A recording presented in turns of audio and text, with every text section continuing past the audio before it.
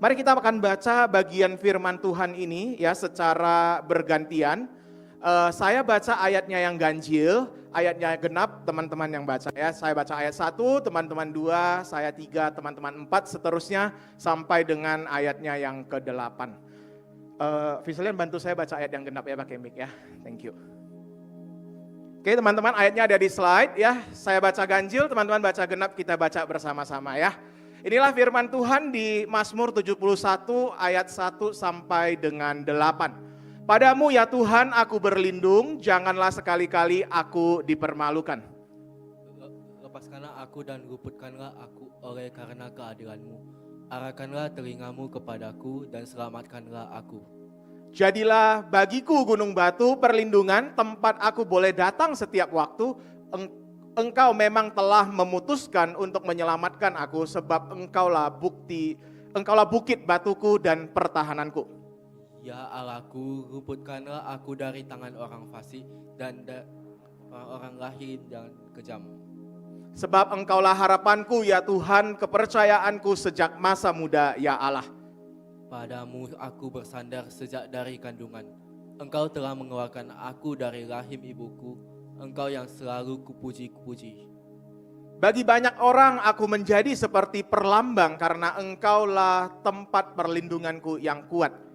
Biarlah mulutku penuh dengan pujian kepadamu, dengan penghormatan kepadamu setiap hari. Ya, demikian jauh teman-teman ya kita baca firman Tuhan ini. Bagian firman Tuhan ini adalah doa dari seorang pemazmur ya di masa tuanya. Ya, semoga doa ini juga bukan hanya doa pemazmur tapi kita semua juga boleh nantinya ya menaikkan doa yang sama kepada Tuhan. Nah, teman-teman, bicara soal perlindungan, saya teringat dengan orang yang menjadi bodyguard teman-teman ya. Nah teman-teman kalau kalian pernah mungkin nonton di film ataupun mungkin melihat secara nyata ya, ada pekerjaan yang namanya bodyguard. Bodyguard ini biasanya kerjaannya ya mengawal ya, menjaga orang-orang, ya biasanya yang dijaga itu orang-orang penting ya, kayak misalnya artis ya, bos-bos besar, pejabat pemerintah dan sebagainya. Nah bodyguard ini harus memastikan ya orang yang dijaga itu selamat, aman. Dan dia juga haruslah orang yang setia, bisa diandalkan. Namun bagaimana seandainya kalau bodyguard itu tiba-tiba berkhianat? Ya, dia mengkhianati orang yang sudah meng-hire-nya, orang yang sudah percaya kepadanya untuk menjaga dirinya, tetapi dia justru berkhianat. Inilah yang terjadi teman-teman di Pakistan beberapa waktu yang lalu, ya tepatnya di tahun 2011 di bulan Januari, ada seorang bodyguard bernama Mumtaz Qadri. Ya, dia adalah seorang pegawai kepolisian yang ditugaskan untuk menjaga gubernur daerah Punjab ya, namanya Salman Taseer. Jadi pejabat bodyguard ini ya, pengawal ini si Qadri namanya tadi teman-teman ya. Dia ini sudah kenal ya dengan gubernur Taseer, sudah berkali-kali dia pernah bersama dengan gubernur Taseer ya, mengawal gubernur Taseer menjalankan tugasnya sehari-hari. Sehingga relasi antara gubernur Taseer ya dengan Qadri ini sudah sangat baik. Tapi siapa tahu teman-teman, pada hari itu ya di 4 Januari 2011 tiba-tiba sesuatu yang tidak diharapkan terjadi pada si gubernur ini. Pagi itu ya, gubernur ini seperti biasa ya teman-teman, kalau pernah lihat ya pejabat pergi keliling ke pasar ya, ngobrol dengan pedagang di pasar. Ya inilah yang dilakukan oleh gubernur Taseer. Pagi itu dia ke sebuah pasar ya di kota Punjab, dan kemudian selesai ya dia melakukan tugasnya, dia mau naik ke mobil, di saat itulah Qadri bertindak ya, Qadri beraksi teman-teman. Dari kantongnya dia keluarkan pistol dan kemudian dor sampai 9 kali, dan gubernur Taseer pun meninggal di tempat. Teman-teman, setelah dicari tahu ya, kenapa Qadri sampai mau membunuh sang gubernur? Bukankah dia ya ditugaskan untuk menjaga keselamatan gubernur? Kenapa dia sampai berkhianat? Ternyata dia tidak terima teman-teman dengan kebijakan dari gubernur ini. Ya, dia menentang undang-undang penghujatan agama di negara Pakistan yang sedang dirancang oleh sang gubernur teman-teman. Teman-teman, seorang bodyguard yang seharusnya bisa dipercaya, seorang bodyguard yang seharusnya menjaga keamanan dari orang yang meng-hire-nya justru berkhianat teman-teman. Justru dialah orang yang ada di dalam circle paling dalam, orang yang seharusnya menjadi pengaman, pelindung, dia justru yang membunuh sang gubernur. Teman-teman, miris sekali cerita seperti ini. Dan mungkin ketika saya bercerita seperti ini, ada dari kamu yang teringat, mungkin kamu pernah dihianati oleh teman-temanmu, dihianati oleh saudaramu, dihianati oleh orang yang kamu percaya. Mungkin kamu bisa relate dengan cerita ini, saya pernah mengalaminya. Saya pernah menerima pengkhianatan seperti itu. Namun mungkin ada dari kamu yang juga gak pernah mengalami perasaan dihianati. Perasaan bertemu dengan orang yang tidak setia. Namun teman-teman, sebuah fakta yang saya mau kasih tahu ke kalian, bahwa manusia tidak bisa memenuhi 100% ekspektasimu teman-teman. Teman-teman, mungkin saat ini kamu belum bertemu dengan orang yang pernah mengkhianati kamu. Tapi belum tentu nanti tahun-tahun berikutnya di dalam hidupmu, kamu tidak akan bertemu dengan orang yang berkhianat. Orang yang tidak setia, orang yang kamu percaya tetapi pada akhirnya membuat kamu kecewa. Manusia tidak bisa teman-teman membuat kamu merasa puas dengan ekspektasimu. Teman-teman, kalau begitu pertanyaannya, masih adakah orang yang bisa sebenarnya kita percayai? Masih adakah orang yang bisa kita percayai teman-teman? Masihkah kita bisa trust pada keluarga kita, teman kita, saudara kita? Atau kita cuma bisa trust pada Tuhan? Teman-teman, pemazmur di dalam Mazmur 71 ayat 1 sampai 8, bagian yang kita baca tadi, dia mengatakan bahwa dia memilih untuk menaruh trust-nya pada Tuhan yang adalah pelindungnya. Teman-teman, mengapa pemazmur bisa begitu yakin untuk menaruh kepercayaannya pada Tuhan yang adalah pelindungnya? Apakah pemazmur tidak percaya lagi sama manusia? Teman-teman, pagi ini saya mau ajak kita untuk merenungkan ya dengan tema yang sudah ada ya, yaitu God is my refuge. Tapi kita akan lihat teman-teman ya, mengapa pemazmur bisa begitu trust pada Tuhan, dan apakah kita sebenarnya masih bisa trust nggak sih sama manusia teman-teman? Teman-teman, mari kita mulai melihat mengapa pemazmur bisa trust pada Tuhan.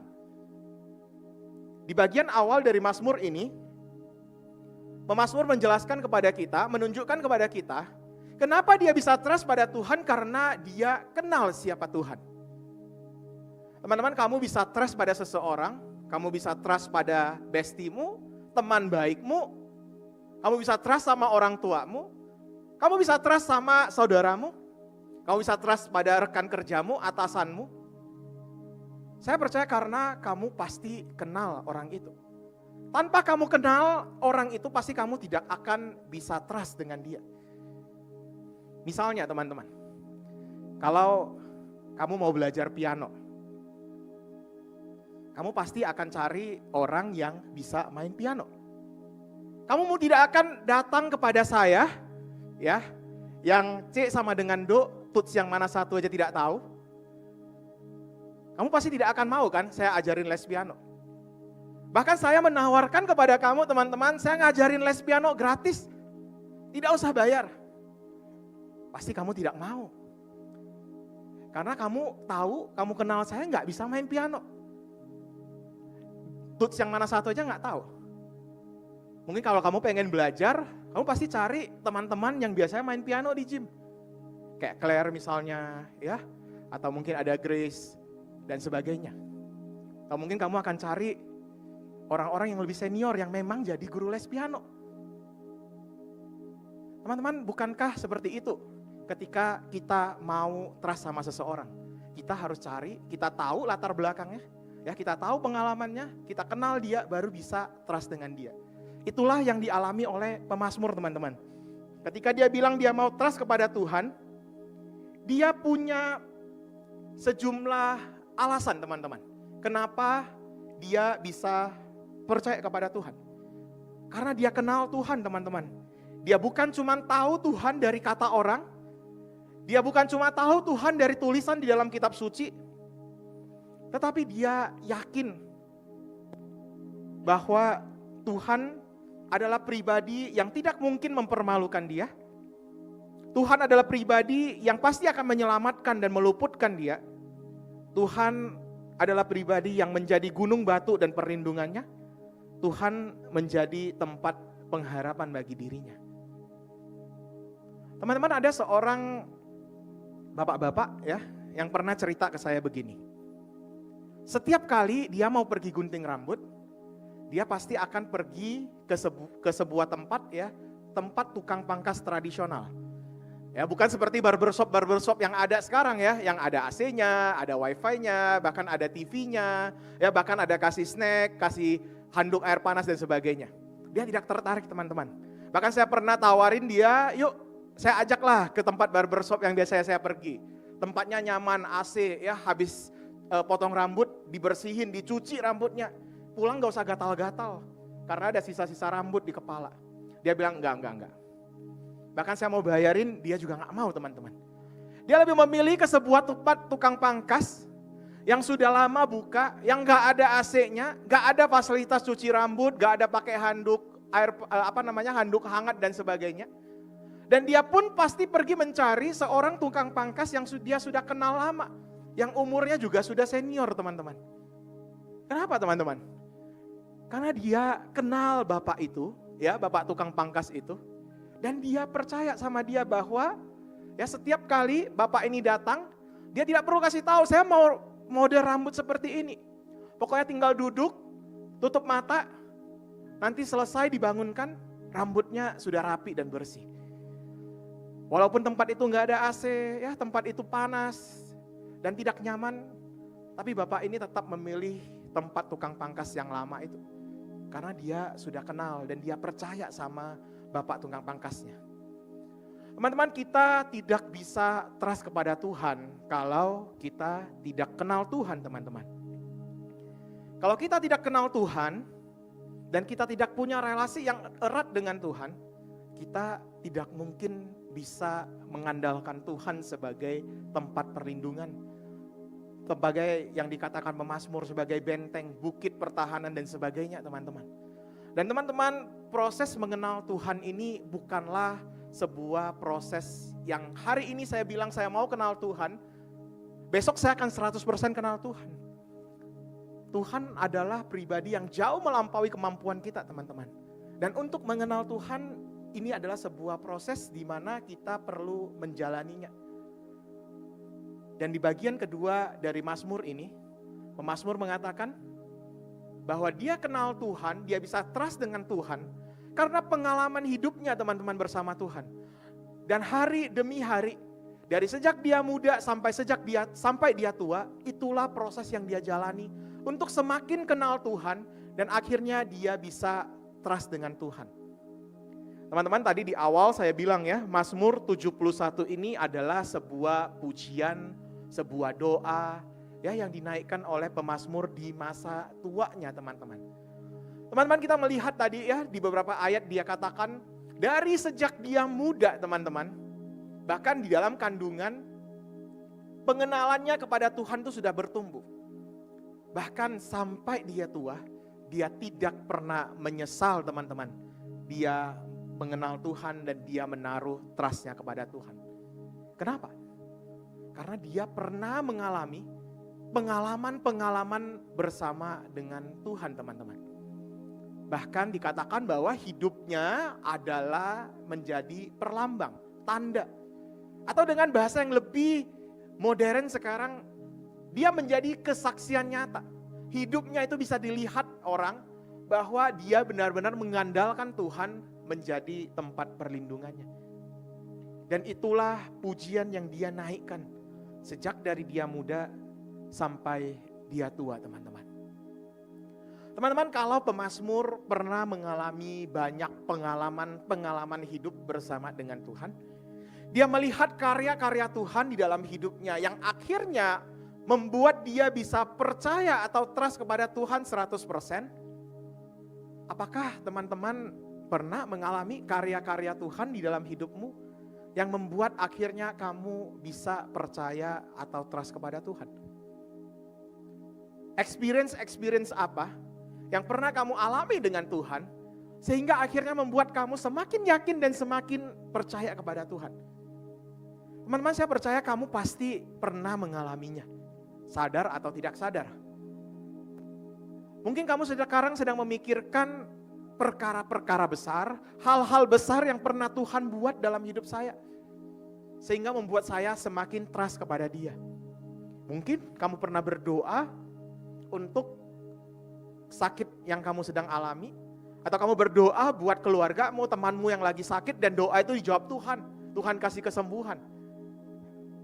Mungkin juga teman-teman, kamu semakin trust kepada Tuhan karena kamu diluputkan dari kecelakaan. Teman-teman, mungkin kamu juga berdoa, kamu ikut giveaway dan akhirnya menang. Itu yang membuat kamu semakin trust kepada Tuhan. Mungkin juga kamu berdoa untuk masuk ke universitas tertentu, dapat beasiswa dan sebagainya. Dan itu menjadi jawaban doamu.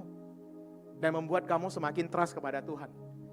Tapi teman-teman, sebenarnya Tuhan tidak hanya bertindak dalam perkara hal-hal yang besar. Teman-teman, Tuhan juga berbuat dalam hal-hal yang kecil. Sadar atau tidak sadar saja teman-teman.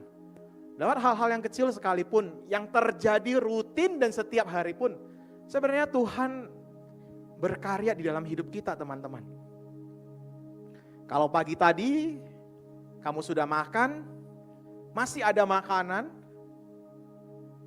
yang bisa kamu makan, bukankah itu tanda pemeliharaan Tuhan? Bukankah kalau masih ada kuota bisa main Mobile Legends, itu juga tanda pemeliharaan Tuhan? Bukankah kalau masih ada tubuh yang sehat, masih ada keluarga bisa merayakan Imlek sama-sama, itu adalah bukti Tuhan memelihara kita dan keluarga kita? Bukankah kalau masih ada pekerjaan, masih ada teman, masih ada tempat buat kita curhat, bukankah itu tanda pemeliharaan Tuhan? Tanda Tuhan sudah berkarya di dalam hidup kita teman-teman. Teman-teman, untuk kita bisa semakin jelas mengingat dan melihat karya Tuhan teman-teman, terkadang memang kita perlu mendokumentasikannya. Apalah contoh nih ya, mendokumentasikannya, berat sekali ya.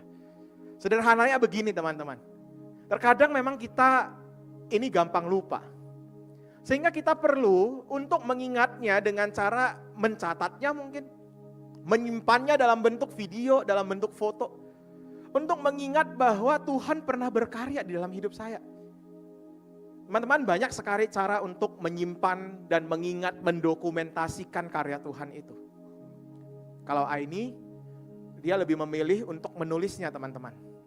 Ya mungkin kalian pernah dengar juga ya, dia pernah sharing bahwa dia punya jurnal ucapan syukur yang dia tuliskan setiap hari teman-teman. Hari ini dia bersyukur untuk 1, 2, 3, 4, 5, 6 dan sebagainya. Kalau saya pribadi teman-teman, ya aku pribadi, aku lebih suka mendokumentasikannya dalam bentuk video, dalam bentuk foto. Sehingga nanti suatu hari ketika saya lagi pengen mengingat sesuatu, saya buka lagi foto-foto videonya. Biasanya di akhir tahun ya, tanggal 31 Desember, setiap tahun saya akan melakukannya teman-teman. Jadi foto selama 1 tahun itu, saya akan lihat kembali teman-teman.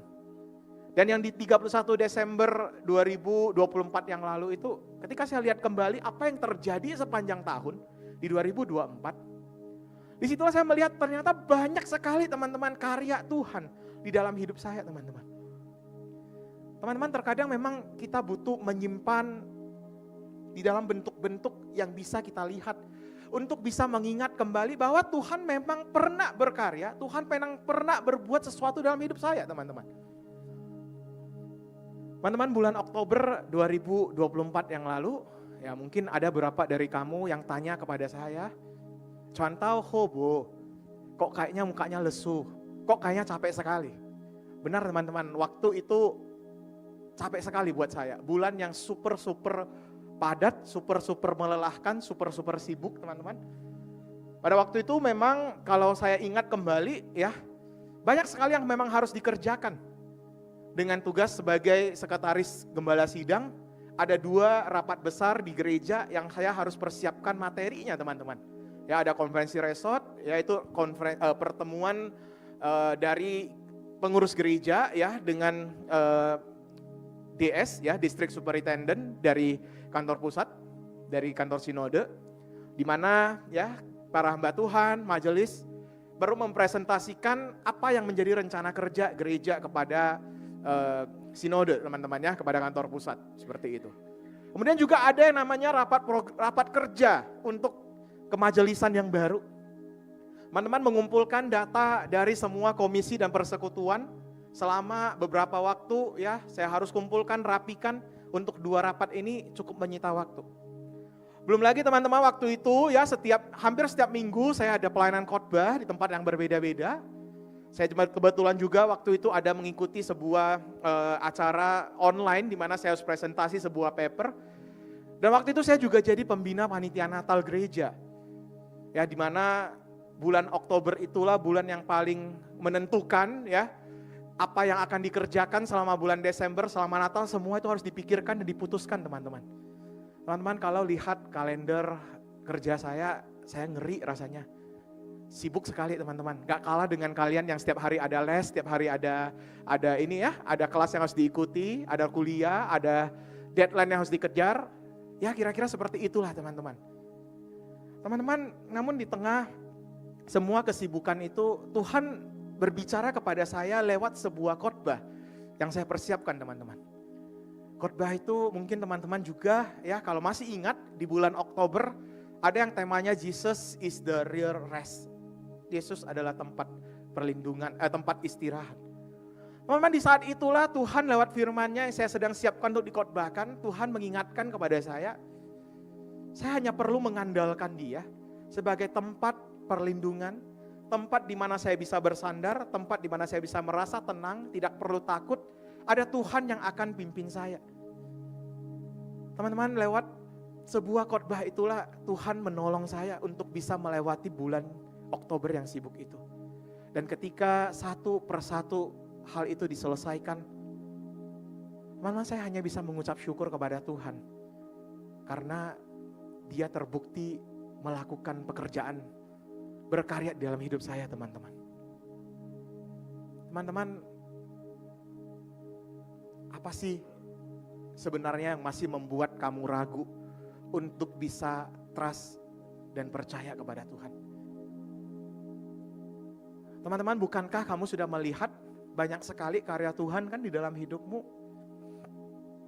Apa sih yang sebenarnya masih membuat kamu ragu teman-teman untuk bisa trust kepada Tuhan? Dan kalau kamu masih ragu teman-teman, pandanglah kepada salib itu. Bukankah di salib itu Yesus sudah menunjukkan bahwa Dia adalah pelindung kita yang setia? Bukankah salib itu adalah bukti bahwa Dia tidak pernah berubah? Dia adalah pribadi yang setia. Kalau manusia bisa berkhianat kepadamu, Dia tetap setia. Dia menunjukkan kasih-Nya kepadamu. Di atas kayu salib itu, bukankah Dia sudah pernah berkata, sudah selesai. Semua kekhawatiranmu, semua ketakutanmu, semua dosamu, bukankah semua itu sudah ditanggung di atas kayu salib? Kalau Dia adalah pelindungmu, Tuhan adalah pelindungmu, bukankah Dia sudah menggenapinya di atas kayu salib itu teman-teman? Teman-teman, salib yang kamu pandang setiap minggu ketika datang ke gereja, salib yang mungkin juga tergantung di rumahmu, mungkin tergantung juga di lehermu. Teman-teman, itu adalah bukti nyata bahwa Tuhan adalah pelindungmu yang setia. Kalau hari ini kamu mungkin masih ragu, nanti saya bisa masuk gak ya ke universitas yang saya sudah doakan dan idam-idamkan selama ini? Kalau hari ini mungkin kamu masih bingung, saya berangkat gak ya nanti pergi studi setelah ini? Kalau kamu masih ada kebimbangan, saya bisa dapat gak ya beasiswa itu? Mungkin kamu yang sudah bekerja, kamu yang sudah punya bisnis sendiri, gimana lancar gak ya tahun ini ya? Kata orang, ekonomi lagi sepi. Kamu yang masih sekolah, masih kuliah, pergumulanmu soal studi, lulus gak ya? Nanti ujian saya. Mungkin ada dari kamu yang juga galau dan khawatir, kok jodoh saya belum terlihat? Kapan ya datangnya? Teman-teman, arahkanlah hatimu, arahkanlah pandanganmu terus kepada salib itu. Walaupun mungkin Tuhan belum tentu akan jawab doanya tahun ini,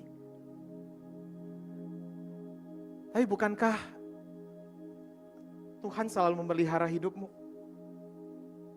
Dan Tuhan punya rencana yang pastinya juga baik. Teman-teman, saya tahu tidak gampang untuk melepaskan genggaman kita, kontrol kita, dan kita bersandar penuh kepada Tuhan. Seperti kita butuh proses pengalaman untuk menjalaninya dan untuk bisa trust sepenuhnya kepada Tuhan. Teman-teman, mari kita belajar melepaskan genggaman-genggaman dan menyerahkannya kepada Tuhan. Dan kita lihat bagaimana Tuhan yang setia itu Tuhan yang juga akan menjawab doamu satu persatu, teman-teman. Dan teman-teman, orang-orang yang Tuhan hadirkan di tengah-tengah kehidupanmu, entah itu keluargamu, saudaramu, teman baikmu, bestimu, pacarmu, dan siapapun itu, rekan kerjamu sekalipun, benar, manusia bisa mengecewakanmu. Tetapi bukan berarti kita perlu jadi orang yang antisosial. Rekan kerjamu, rekan bisnismu bisa saja benar mengecewakanmu. Tapi bukan berarti kita tidak perlu membuka diri untuk bergaul, untuk berelasi dengan orang. Tuhan juga bisa bekerja lewat orang-orang yang ada di sekitarmu. Lewat nasihat-nasihat, saran, masukan dari orang tuamu, dari temanmu, saudaramu. Bukankah Tuhan bisa bekerja lewat mereka, mengingatkan kita, menolong kita, menguatkan kita. Teman-teman, ketika kita bilang kita mau trust kepada Tuhan sebagai pelindung, bukan berarti kita tidak lagi trust kepada orang lain. Tidak lagi kita trust kepada sesama kita. Trust kepada Tuhan juga berarti kita trust bahwa orang-orang yang ada di sekitar kita bisa dipakai Tuhan, teman-teman, untuk menolong kita. Untuk menunjukkan bahwa Tuhan juga berkarya lewat orang-orang lain, saudara-saudara kita, teman-teman kita. Dan seandainya kalau kamu nanti dikecewakan, kamu nanti dihianati oleh manusia, Tuhan juga pasti bisa bekerja, bisa berkarya lewat rencana busuk, lewat rencana jahat manusia untuk menyelamatkan kita. Bukankah kita trust Dia adalah pelindung kita? Dia pasti juga akan menolong kita. Walaupun manusia bisa mengecewakan, bisa mengkhianati kita, teman-teman. Teman-teman, mari pada pagi hari ini, mari kita datang semakin mengenal Tuhan. Lewat setiap hal-hal yang kita kerjakan. Lewat hari-hari yang kita lewati. Dan dari pengalaman hidup kita, proses kita berjalan bersama dengan Tuhan, kita semakin mengenal Tuhan dan kita terus membangun rasa trust itu kepada Tuhan. Percaya bahwa Tuhan adalah pelindung kita. Teman-teman, saya tahu tidak mudah, tapi mari kita mengandalkan kekuatan Tuhan yang akan terus menolong kita. Kita mengandalkan Tuhan yang memang adalah pelindung kita.